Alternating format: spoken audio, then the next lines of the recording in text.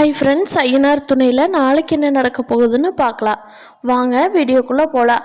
நம்ம சேனல் இன்னும் சப்ஸ்கிரைப் பண்ணாதவங்க சப்ஸ்கிரைப் பண்ணிக்கோங்க. நிலாவோட அண்ணி சோழன்கிட்ட சொல்ல வரைக்குமே சோழன் இப்படி ஒரு தேவை இருக்குன்னு சொல்லி சோழன் நினைக்கவே இல்லை.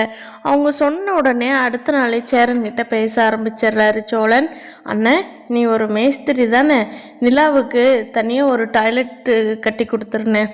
அவங்க ரொம்ப அன்கம்ஃபர்டபுளாக ஃபீல் பண்ணுறாங்க. அவங்க அண்ணி சொல்ல வரைக்குமே நான் இதை நினைக்கல பாருனே.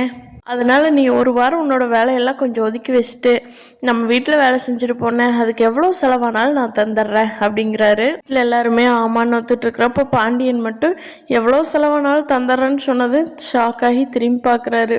நிஜமாவே இவன் காசு வச்சுருக்கானா இல்லை நிலாவுக்காக எங்கேயாவது கடன் வாங்கி தரானோ அப்படின்னு சொல்கிறாங்க. ஐயோ பரவாயில்லைங்க, உங்ககிட்ட அமௌண்ட் இருக்கோ இல்லையோ, வேண்டாம், நீங்கள் இருக்கப்போ இந்த வேலையை செய்யுங்க, கடன் வாங்கிலாம் எதுவும் பண்ண வேண்டாம் எனக்காக அப்படின்னு சொல்லி நிலா சொல்கிறாங்க. சேரன் கேட்குறாரு, டேய் நம்ம பெரியப்பா அத்தையெல்லாம் சண்டைக்கு வருவாங்களோ அப்படின்னு. எந்த சண்டை வந்தாலும் நான் பார்த்துக்கிறேன்னு, வாங்க வேலையை ஆரம்பிக்கலாம் அப்படிங்கிறாரு சோழன். வீட்டில் எல்லாரும் கல்யாண வேலையாக இருக்கிறதுனால அதை முடிச்சுட்டு பார்த்துக்கலான்ட்டு இவங்ககிட்ட எந்த பிரச்சனைக்குமே வரல. சோழனோட அப்பா ஏன்டா இத்தனை நாள் தெரியலையே இந்த பொட்டை பிள்ளை இருக்குதுன்னு, இப்போ தான் உங்களுக்கு அறிவு வந்திருக்குது.